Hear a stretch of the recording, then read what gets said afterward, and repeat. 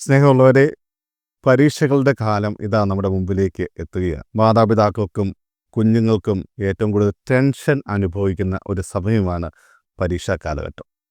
ഈ അടുത്ത ദിവസങ്ങളിലായിട്ട് കാരിസോനിലെ കുർബാന നിയോഗങ്ങൾ നമ്മൾ പരിശോധിക്കുകയാണെങ്കിൽ ഏറ്റവും കൂടുതൽ നിയോഗങ്ങൾ വന്നിട്ടുള്ളതും ഈ ഒരു ആവശ്യത്തിന് വേണ്ടിയാണ്. എൻ്റെ മകൻ്റെ അല്ലെങ്കിൽ മകളുടെ പരീക്ഷ. മാതാപിതാക്കൾ ദൈവവുമായി കൂടുതൽ അടുക്കുന്ന ഒരു സമയം കൂടിയാണ് പരീക്ഷാക്കാലം എന്ന് വേണമെങ്കിൽ നമുക്ക് പറയാം. കാരണം ആ സമയത്താണ് എൻ്റെ മക്കൾ ജയിക്കണമേ എന്ന് പറഞ്ഞ് പ്രാർത്ഥിച്ചുകൊണ്ട് മാതാപിതാക്കൾ കൂടുതൽ സമയം ദൈവത്തിന് മുമ്പിലായിരിക്കുക. അതേസമയം തന്നെ നമ്മുടെ മാതാപിതാക്കൾക്ക് വരുന്ന ഒരു തെറ്റായ പ്രവണത എന്താണെന്ന് ചോദിച്ചു കഴിഞ്ഞാൽ, മാതാപിതാക്കൾ തന്നെ മക്കളെ പ്രോത്സാഹിപ്പിക്കും കുടുംബ പ്രാർത്ഥന ഒഴിവാക്കാൻ. അതുപോലെ ഞായറാഴ്ച കുർബാന പോലും മുടക്കിയാലും കുഴപ്പമില്ല, ആ സമയത്ത് ഇരുന്ന് എൻ്റെ മക്കൾ പഠിക്കണം. പ്രിയമുള്ളവരെ, എൻ്റെ ജീവിതാനുഭവത്തിൽ നിന്ന് എനിക്ക് നിങ്ങളോട് പറയാനുള്ള ഒരു കാര്യം, ഈ പ്രാർത്ഥന ഒഴിവാക്കി അല്ലെങ്കിൽ കുർബാന ഒഴിവാക്കി നമ്മൾ എത്ര പഠിച്ചാലും അതുകൊണ്ട് യാതൊരു പ്രയോജനവും. ഞാൻ 8ാം ക്ലാസ്സിൽ എൻ്റെ കൈയൊടിഞ്ഞ ഒരു കൊല്ലം നഷ്ടമായി. 10ാം ക്ലാസ്സിലും എനിക്ക് അതുപോലെ ഒരു ഇൻസിഡൻറ്റ് എൻ്റെ ജീവിതത്തിൽ സംഭവിച്ചു.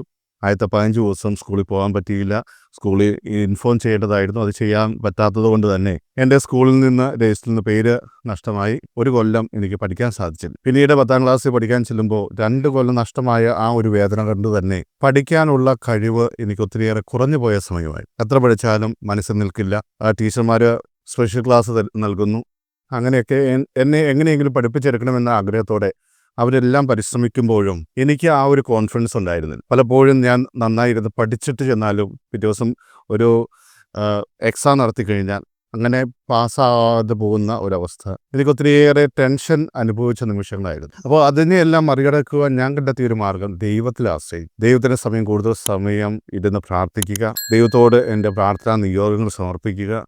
അങ്ങനെ ദൈവത്തിൽ കൂടുതൽ ആശ്രയം വെച്ച നിമിഷങ്ങളായിരുന്നു ആ ഒരു 10ാം ക്ലാസ്സിലെ പഠനകാലം. 10ാം ക്ലാസ്സിലെ ഫൈനൽ എക്സാമിനോട് അടുത്തപ്പോൾ ഞാൻ മുമ്പ് പറഞ്ഞിട്ടുണ്ട്, ഞാൻ ട്രെയിനിലാണ് 9ാം ക്ലാസ്സിലും 10ാം ക്ലാസ്സിലൊക്കെ വന്ന് പഠിച്ചുകൊണ്ടിരുന്നത്. അപ്പോൾ രാവിലെ 5:50 ട്രെയിനിൽ ഞാൻ കയറി കഴിഞ്ഞാൽ ഒരു 6:45 ആകുമ്പോൾ എറണാകുളം സൗത്തിലെത്തും. അവിടുന്ന് ഒരു 10 മിനിറ്റ് നടന്നു കഴിഞ്ഞാൽ SRV സ്കൂളാണ്, അവിടെയാണ് ഞാൻ പഠിച്ചുകൊണ്ടിരുന്നത്. അങ്ങനെ സ്കൂളിലേക്ക് പോകുന്ന വഴിയിൽ തന്നെ ചാവറ കുര്യാക്കോസ് ഒരു പാസ്റ്റർ സെൻ്റർ ഉണ്ട്. ചാവറ പള്ളി എന്നാണ് അവിടെ അറിയപ്പെടുന്നത്.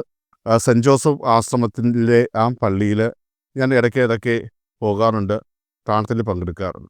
അപ്പോൾ എൻ്റെ എക്സാം ടൈം ടേബിൾ വന്നപ്പോൾ ഞാൻ നോക്കുമ്പോൾ എക്സാം തുടങ്ങുന്നത് 9:30-ക്കാണ്. അപ്പോൾ ഞാൻ രാവിലെ 5:45 ട്രെയിൻ കയറും. ട്രെയിനിൽ യാത്ര ചെയ്ത് 6:50 ആകുമ്പോഴേക്കും ഞാൻ ഇവിടെ സൗത്ത് റെയിൽവേ സ്റ്റേഷനിലെത്തും. അവിടെ നിന്ന് നേരെ ഓടിക്കഴിഞ്ഞാൽ 7 മണിക്ക് ഈ ചാവറ പള്ളിയിൽ ഒരു കുർബാനയുണ്ട്. ഈ കുർബാനയിൽ പങ്കെടുത്തതിന് ശേഷം മാത്രമാണ് ഞാൻ എൻ്റെ എക്സാമിന് വേണ്ടി പോയിക്കൊണ്ടിരുന്നത്. എൻ്റെ കൂടെ പഠിച്ചിരുന്ന കുട്ടികൾ എന്നോട് ചോദിച്ചിട്ടുണ്ട്, അതുപോലെ എൻ്റെ അധ്യാപകർ തന്നെ എന്നോട് ചോദിച്ചിട്ടുണ്ട്, ആ ഒരു മണിക്കൂർ സമയം നിനക്ക് ഒന്നും കൂടി ഇന്ന് പഠിച്ചു കഴിഞ്ഞാൽ നല്ലതല്ലേ എന്ന് ചോദിക്കുമ്പോൾ എനിക്കിന്ന് അവരോട് പറയാനുള്ള മറുപടി, ഒരുപക്ഷെ ആ ഒരു മണിക്കൂർ ഞാൻ എൻ്റെ ദൈവവുമായി ചെലവഴിച്ചത് കൊണ്ടാണ് ഇന്ന് 10ാം ക്ലാസ് പാസ് ചെയ്ത് എനിക്ക് മുന്നോട്ട് പോകാൻ സാധിക്കും. കാരണം ഒട്ടും പഠിക്കാൻ പറ്റാത്തൊരവസ്ഥയിൽ കർത്താവിൽ ആശ്രയം വെച്ചപ്പോൾ കർത്താവാണ് എന്നെ വഴി നടത്തിയത് എന്ന് ഇന്ന് ഞാൻ ഉറച്ചു വിശ്വസിക്കുന്നുണ്ട്. കാരണം ആ 1 മണിക്കൂർ ഞാൻ കർത്താവിൻ്റെ സന്നിധിയിലായിരുന്നു പ്രാർത്ഥിച്ചപ്പോൾ, ദിവ്യകാരുണ്യം സ്വീകരിച്ച് ഞാൻ പരീക്ഷ എഴുതാൻ പോയപ്പോൾ എനിക്ക് പതിവില്ലാത്ത രീതിയിൽ കോൺസെൻട്രേറ്റ് ചെയ്യാൻ പറ്റി.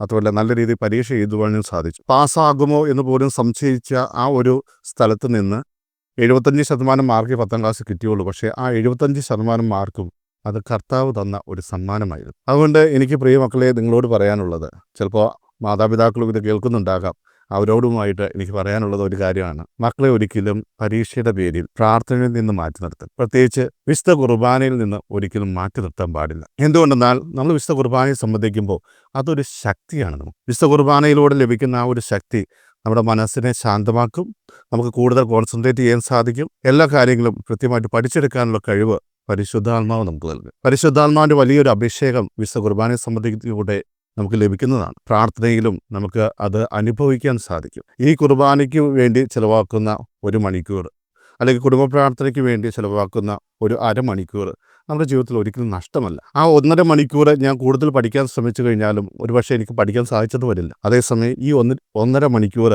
എൻ്റെ കർത്താവിന് ഞാൻ കൊടുത്തതിന് ശേഷം ഒന്ന് പഠിക്കാനിരുന്നു നോക്കി, നമ്മൾ പഠിക്കുന്നത് വളരെ വേഗത്തിൽ നമുക്ക് നമ്മുടെ ഹൃദയത്തിലേക്ക് കടക്കുന്നതായിട്ട് അനുഭവിക്കാൻ സാധിക്കും. അത് സ്വന്തം അനുഭവത്തിൽ നിന്ന് പറയുന്ന. അതുകൊണ്ട് പരീക്ഷാക്കാലമാണ്, കുർബാനയും പ്രാർത്ഥനയെല്ലാം ഒഴിവാക്കി ആ സമയം കൂടി പഠിക്കാമെന്ന് വിചാരിക്കരുത്.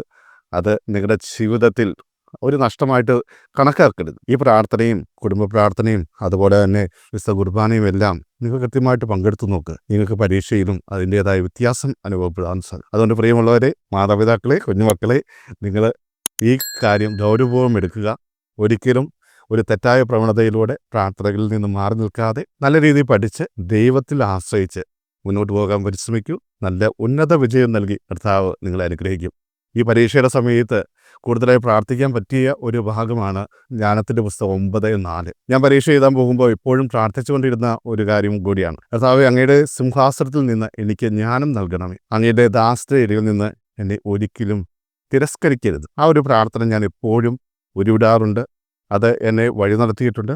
നിങ്ങൾക്കും അതൊരു സന്ദേശമായിട്ട് എടുക്കട്ടെ.